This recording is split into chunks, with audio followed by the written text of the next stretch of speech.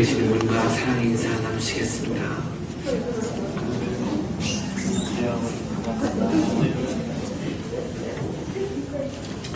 저는 개인적으로 제일 좋아하는 캐롤이 지금 막 부르고 싶었는데 이래식 교수님이 또 부를 수 있는 기회를 주셔가지고 너무너무 감사드리겠습니다. 네, 감사의 박수 하겠습니다.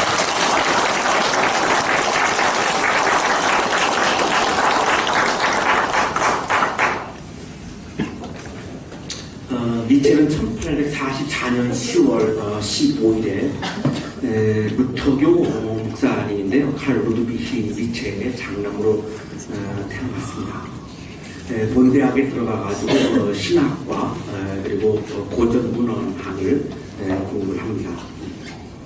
대개 이 목회자들이 자기 장남을 이렇게 목회자로 하나님 앞에 드리는 그런 문화가 있죠. 아마 그래서 이 칼 루드비 니체 목사님도 분명히 니체의 목사가 될 거를 이렇게 강요를 했던 것으로 그렇게 보입니다. 근데 그 당시에 리츠비라고 하는 아주 세계적인 신학자가 있었습니다. 그분이 라이프치 대학에 있었는데 그래서 이 니체가 이 리츠 교수님 밑에서 공부하고 싶은 그 하나 때문에 학교를 라이프치 대학으로 옮깁니다. 그래서 리츠 밑에서 신학과 고전문헌학을 공부하는데요. 리츠라고 하는 신학자는 예수님의 가르침 중에서 개신교가 하나님 나라에 관한 가르침을 굉장히 소홀히 여기며 예수님을 아프게 하고 있다라고 하는 하나님 나라를 굉장히 강조했던 그런 세계적인 신학자 중에 한 분입니다. 리츠 밑에서 공부를 하고 25세, 우리나라로 말하면 26세입니다만 25세의 나이에 세계적인 그 신학대학인데요. 스위스에 있는 바젤 대학에 신학도 교수가 아니라 고전문헌학 교수로 임명이 됩니다. 굉장히 천재 중에 한 분으로 그렇게 보이는데요. 근데 이분이 니체가 이 목사의 아들이고 그리고 또 신학을 전공을 했고요. 그리고 세계적인 또한 신학대학의 지금 교수이고요. 그런데 이분이 기독교를 떠납니다. 굉장히 가슴이 아픈 장면인데 이런 분이 기독교를 떠났을 때 왜 떠났는가를 살펴보는 것은 오늘날 우리들에게 굉장히 중요한 부분이라고 생각이 듭니다. 이분이 떠난 이유를 안티크리스트에서 찾아볼 수 있습니다. 이렇게 이야기를 합니다. 근본적으로는 오직 단 한 명의 그리스도 교인만이 존재했다. 이 이야기는 니체가 볼 때는 그리스도인은 예수 외에는 없다. 이렇게 말한 거죠. 그리고 그는 십자가에서 죽었다. 유일한 그리스도인인 예수가 죽었다. 복음도 십자가에서 죽었다. 그래서 그 예수가 증언한 복음도 죽었다.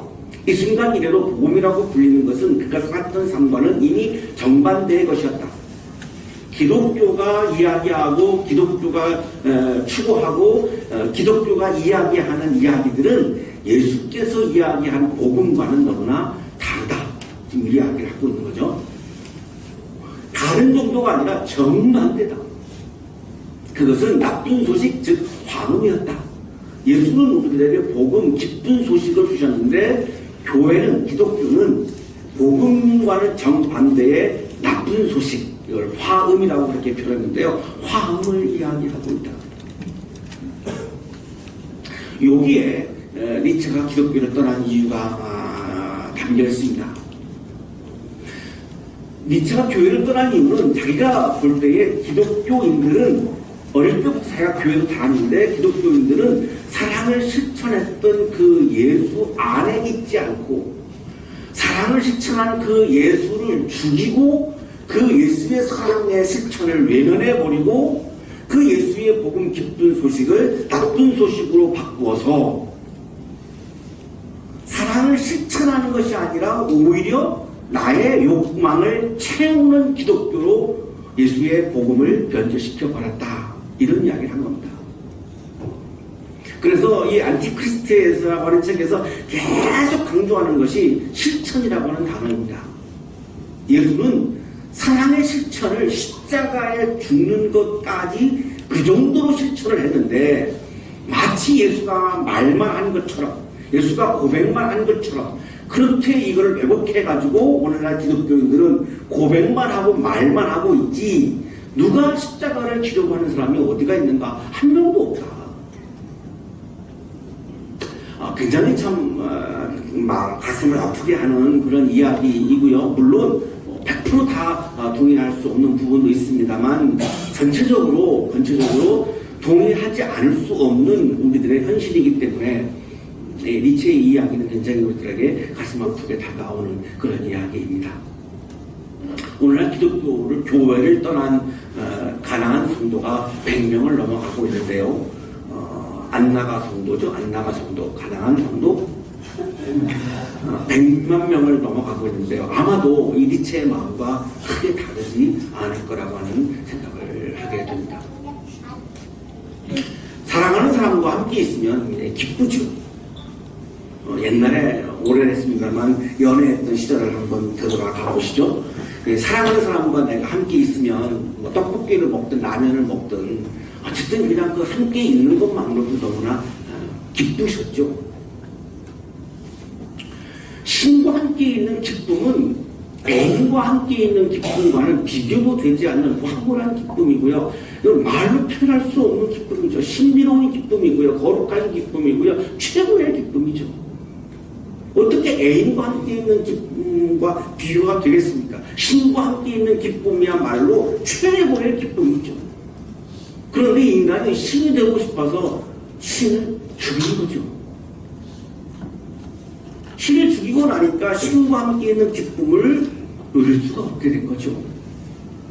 우리 인간이 신을 죽이는 장면을 니체는 즐거운 학문, 즐거운 지식에서 이렇게 이야기를 합니다. 신이 어디로 가셨느냐고? 무신론자들이 신은 존재하지 않아 이렇게 얘기하니까 이제 자라투스트라가 대답을 하는 거를 이야기하고 있는 건데요. 신이 어디로 가셨느냐고? 그는 소리쳤다. 내가 너희에게 말해주마. 우리가 신을 죽였다. 너희와 내가 말이다. 우리 모두가 그의 살해자다.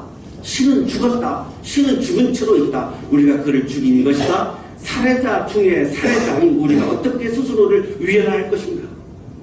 신과 함께 있는 기쁨이 우리를 위로하고 우리에게 힘을 주고 절망을 이기게 하는 건데, 내가 신을 죽이고 났는데 어떻게 내가 내 스스로 내 자신을 위로하고 내 자신에게 힘을 주고 내 자신에게 희망을 줄 수 있다는 말인가? 신을 죽이고 나니까 이제는 그것은 어려워진 것이다. 니체가 신은 죽었다라고 말을 많은 분들이 하면서 신은 존재하지 않는 거라고 이렇게 해석을 하는데 그렇지 않습니다. 니체가 하는 이야기는 우리가 신을 죽였다라고 하는 것을 강조하는 거죠. 평생 어릴 때부터 교회를 자라면서 교회 안에 하나님이 안 계시고 교회 안에 예수가 안 계시고 오로지 사람들만이 있고 사람들의 생각만이 있고 인간적인 것들만 있고 했던 것들을 가지고 지금 이렇게 얘기하고 있는 거죠. 그런데 막상 내가 신이 되고 싶어서 신을 죽이고 나니까 신과 함께 있는 기쁨을 누릴 수가 없는 게 문제가 되는 거죠. 그러고 나고서 보니까 교회 안에 기쁨이 없고 교회를 다니는 사람들 사이에 기쁨이 없고, 이거를 보면서 니체는 예수는 복음을 주셨는데 기쁜 소식을 주셨는데 교회 안에 기쁨이 없다, 사람과 사람 사이에 기쁨이 없다, 이거는 교회가 아니지, 이거는 기독교가 아니지, 이래서 기독교를 떠난 겁니다.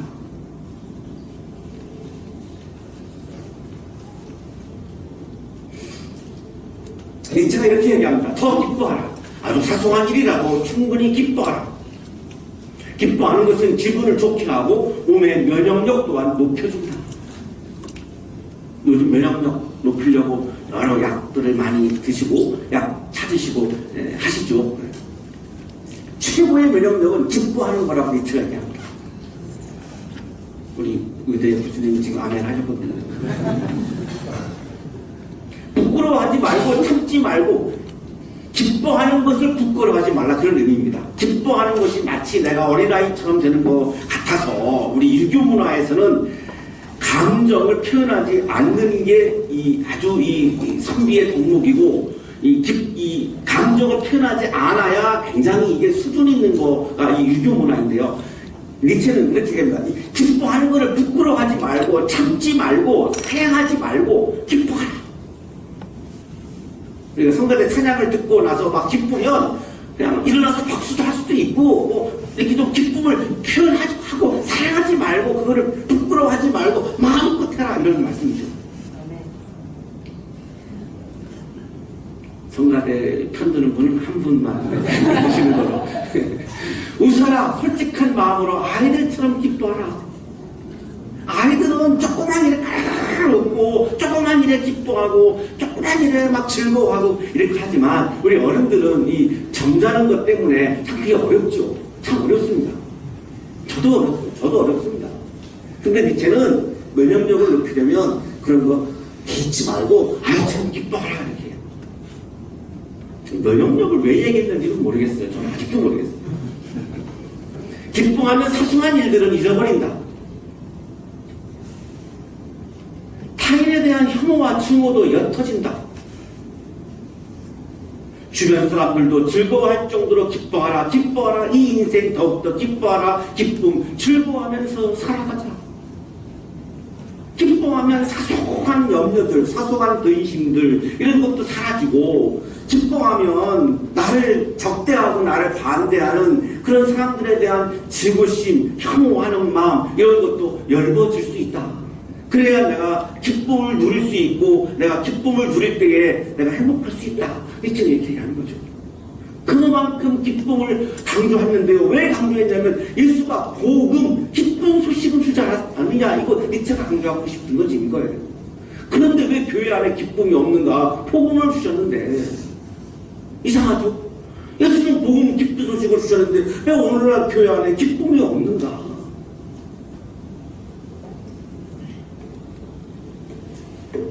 니체 이야기는 진정한 기쁨은 복음, 예수 그리스도 복음을 이야기하신, 복음을 주신, 기쁜 소식을 주신 예수 안에서만 경험할 수 있는 사건이다. 그런데 그 예수를 떠났기 때문에 오늘날 기독교인들은 기쁨을 경험하지 못한 채로 교회 생활만을 하고 있고 예수 안에서 기쁨을 누리는 영적 생활을 하지 못하고 있다. 지금 이야기를 하는 거죠. 기쁨을 회복할 수 있는 길은 우리가 다시금 예수 안에 존재하는 건데요. 예수 안에 존재한다는 말은 교회 안에 있다는 차원과는 다른 겁니다.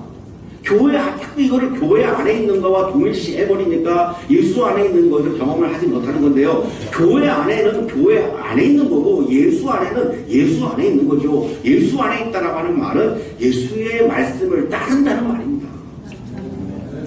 내가 예수의 지배를 받고 예수를 따른다는 말을 하는 거죠. 오늘 빌립보서가 분명하게 이거를 우리에게 주고 있는데요. 이 빌립보라고 하는 도시는 주전 365년에 알렉산더 대왕의 아버지이죠. 이 마게도니아의 왕인데요. 빌립 2세가 자기 이름을 따라가지고 세운 그런 도시가 이 빌립보라고 하는 도시입니다. 주전 168년에 로마에 점령당했고 바울이 40년에서 한 50년 사이에 여기를 방문을 하죠.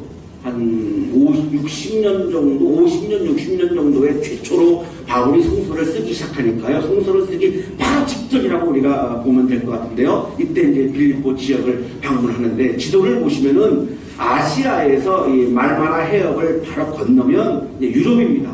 그 유럽에 처음으로 밟았던 땅이 네아폴리이고 네아폴리에서 조금 더 가면 거기가 이제 빌립보입니다. 그러니까 바울이 환상을 보죠.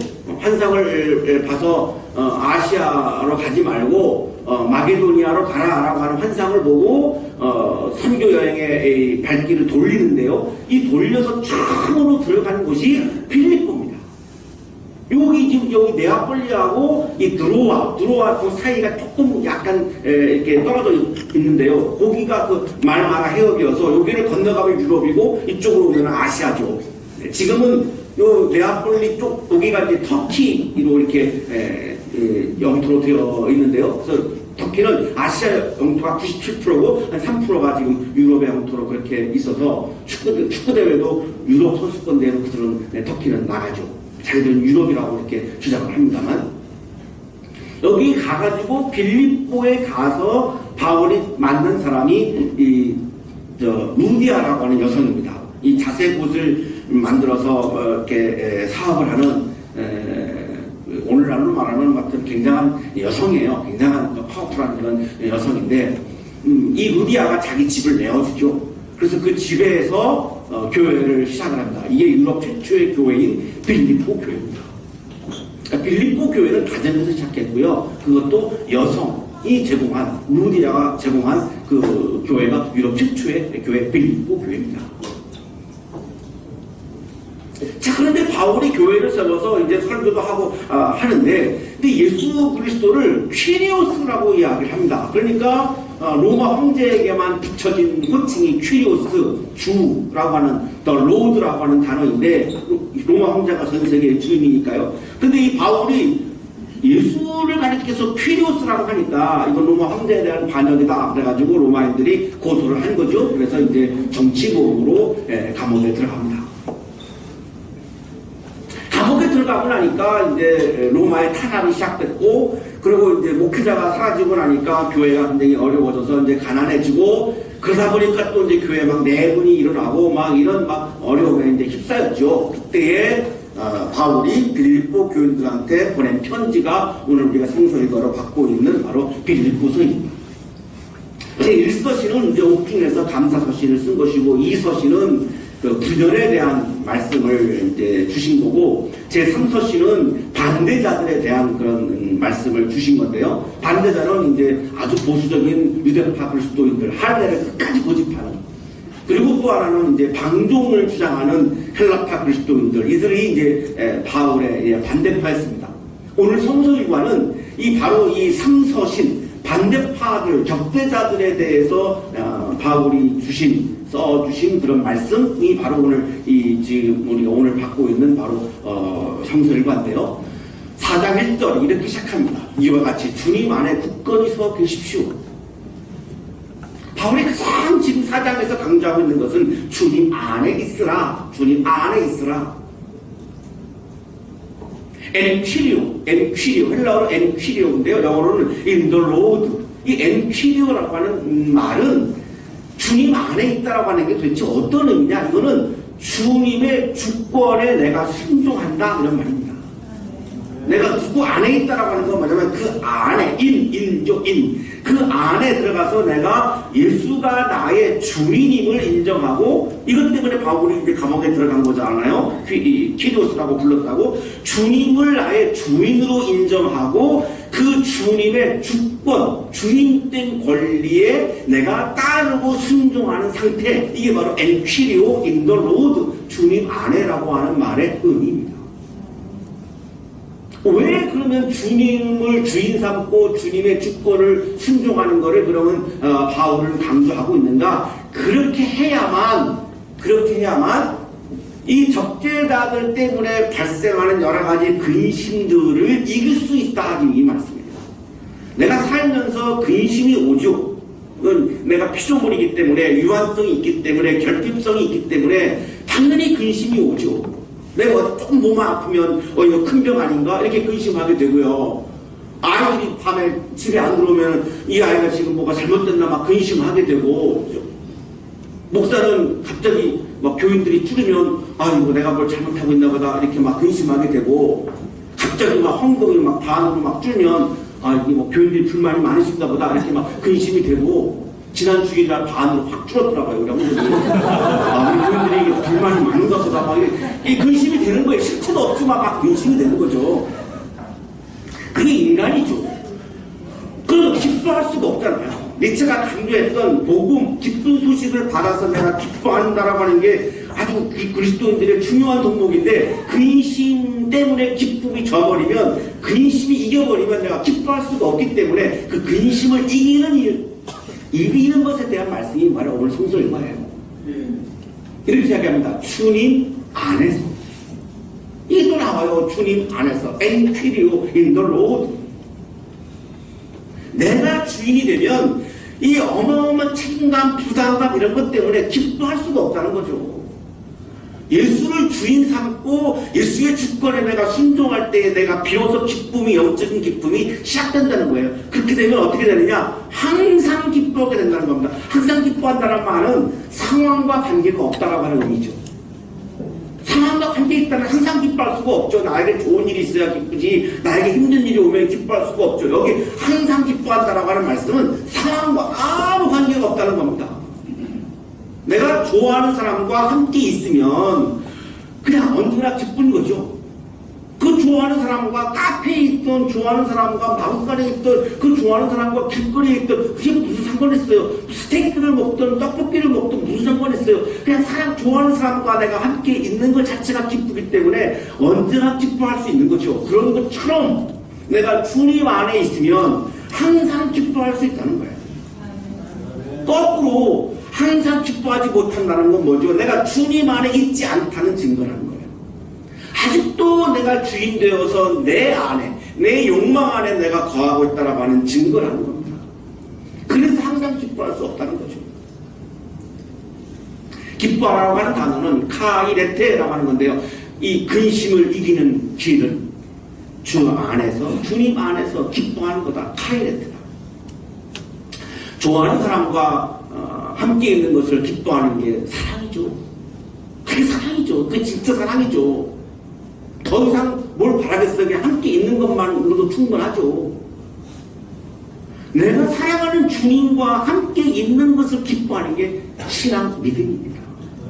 그게 믿음이에요. 딴 게 아니에요. 내가 사랑하는 주님과 함께 있는 것만으로 그냥 기뻐하는 거, 그게 전부인 거. 더 이상 바라지요. 바랄 것도 없는 거. 그냥 주님과 함께 있는 것만으로 난 됐어요. 그것만으로 충분해요. 난 그것만으로 행복해요. 이게 믿음입니다. 순교당한 사람들은 죽는 순간에도 기뻐하며 죽었습니다. 그게 믿음입니다. 죽음은 어때요? 내가 주님과 함께 있는 것으로 충분하기 때문에 죽어도 상관이 없는 거죠. 이게 바로 항상 기뻐하는 상태인 거죠. 근심을 이기는 첫 번째는 주님 안에서 기뻐하라. 두 번째는 주님 안에서 관용을 사람들에게 알려라. 관용이라고 하는 말은 에피에이케스인데요. 관대하고 친절한 건데, 나를 핍박하고 적대하는 사람들에 대해서 내가 관대하게 생각할 때에 내가 근심을 이길 수 있다는 거예요. 이 관용이 안 되면 적대자가 생기면 늘 불안해요. 이 사람이 나를 죽일까봐, 이 사람이 나를 해칠까봐, 이 사람을 나를 넘어뜨릴까봐 계속 염려할 수밖에 없어요. 그래서 지금 관용을 말씀하는 거예요. 적대자들에 대해서 내가 관용을 베풀지 않으면 항상 기뻐할 수가 없다. 영국의 작가 에블린 홀이 볼테르의 친구들이라고 하는 볼테르 평전을 1906년에 썼습니다. 그런데 이 볼테르가 우리가 몇 주 전에 이 관용론에 대해서 한번 이야기 나눈 적이 있는데요. 관용에 대해서 굉장히 강조했던 사람이죠. 근데 이 볼테르가 자기 친구 중에 아주 타락한 사람을 놓고 이야기하는 것을 이 에블린 홀이 이렇게 전했습니다. 이게 볼테르의 명언이라고 이렇게 알려져 있는데 사실 볼테르가 한 말은 아니고 볼테르가 얘기했다고 에블린 홀이 이렇게 써준 이야기입니다. 나는 당신의 의견에 동의하지 않는다. 그러나 당신의 그것을 말할 수 있는 권리를 위해 죽을 때까지 싸울 것이다. 내가 그 사람의 의견에 동의한다는 거와 나하고 다른 생각을 말할 수 있는 권리를 보장해준다라고 하는 것은 다른 차원이다. 동의하지 않는다 할지라도, 나하고 생각이 다르다 할지라도 다른 생각을 말할 수 있는 것은 보장을 해줘야 한다. 이게 바로 관용입니다. 반드시 내가 동의하는 게 아니죠. 동의할 수 없죠. 내가 동의가 안 되면 어떻게 동의하겠습니까? 동의는 안 돼도 그 사람도 나하고 다른 생각을 할 수 있고 다른 생각을 말할 수 있다. 여기까지는 봐주라는 겁니다. 이게 관용이라는 거죠. 세 번째, 아무것도 염려하지 말고 모든 일을 기도와 간구로 하라. 그리고 그것은 감사하는 마음을 가질 때 가능하다. 이 피조물의 이 결핍성 때문에 염려할 수밖에 없는데요. 이 염려가 일어날 때마다 내가 항상 기뻐하려면 그 염려를 기도와 간구로 전환하라는 겁니다. 염려하는 일이 생길 때마다 골방에 들어가서 기도하라는 겁니다. 그렇게 안 하면 그 염려를 이길 수가 없다는 거예요. 기도는 프로슈케, 내 마음이 하나님을 향하는 겁니다. 염려가 생기면 빨리 무릎 꿇고 내 마음을 하나님을 향하는 겁니다. 이렇게 안 하면 이 염려를 이길 수 없다는 거예요. 단구는 내 세이, 하나님께 필요한 것을 아뢰는 거죠. 내 마음이 하나님을 향하면서 하나님과 대화하면서 하나님께 집중하면서 하나님께 내가 필요한 것을 청원하는 거죠. 그래야지 이 염려를 이길 수 있지. 나만의 힘으로는 이 염려를 이길 수가 없다는 겁니다. 다음 사람 유카리스티아스. 주님 안에 있으면 감사의 기도가 나오는 거죠. 내 안에 있으면 염려가 나오는 거예요. 내가 내 능력 안에 있으면 염려 투성이에요. 주님 안에 있어야 감사가 나오고 이 감사의 이 기도가 있어야 하나님의 사건을 경험할 수 있다는 겁니다. 김현태 교수의 주석입니다. 이러한 기도를 감사함으로 드려야 한다. 기도는 감사하는 거다 이런 얘기예요. 오병이의 기적에서 예수님이 그래서 보리떡 5개 물고기 2마리를 들고 5,000명을 먹기 위해서 감사 기도를 하거든요. 유로게요. 센스, 감사했어요. 축복한 게 아니라 감사했어요. 그때 하나님의 사건이 일어나죠. 하나님의 사건은 감사해서 나온다는 거예요. 김세훈 교수 주석입니다. 앞뒤 캄캄한 상황에 처하면 우리는 되돌아보아야 합니다. 그러면 그동안 나를 인도해 주신 하나님이 보입니다. 그 하나님이 우리의 뒤에서 앞으로 빛을 비추시어 우리가 앞이 캄캄한 현재 상황을 뚫고 미래를 향하여 확신을 가지고 힘차게 나아가도록 도와주십니다. 이게 염려를 이기는 길이라는 거죠. 이렇게 3가지를 하면 나의 이성을 뛰어넘는, 나의 헤아림, 이성을 뛰어넘는 하나님의 평화가 여러분의 마음과 생각을 그리스도 예수 안에서, 엔피리오 예수 안에서 여러분을 지켜주시고 그래서 항상 기뻐할 수 있게 해주신다 이런 거죠. 기쁨은 예수로부터 오는 겁니다. 나로부터 생겨나는 것이 아니라 내가 만들 수 있는 게 아니라 기쁨은 예수로부터 오는 겁니다. 그래서 우리가 지금 세계인들을 맞이해서 예수 그리스도를 기다리고 있습니다. 이정환의 시 그대에게 가는 수밖에입니다. 어찌합니까? 그대에게 가는 수밖에. 그대가 외면하더라도 일단은 그대에게 가는 수밖에. 내 가슴에 붙은 불은 그 무엇으로도 풀 수가 없으니 오로지 그대 눈동자 속 그 짙은 사랑밖에 없으니 가서 사전에서라도 거세게 터널을 불 때부터 잡을 수밖에. 내 가슴 모조리 다 잿더미만 남기 전에 그대 사랑 속에 텅텅 빠질 수밖에. 가서 빠져 죽어도 좋으니 빠져 죽은 내 넋이 늦은 무천을 떠나본다 해도 좋으니 그대 사랑 안에서라면 기쁨을 위해서는 예수에게 가는 수밖에 없습니다. 예수 그리스도를 만나는 성탄절이 되시기를 축복합니다. 우리에게 기쁨을 주시는 주님, 기쁨을 위해서 우리에게 오시는 주님,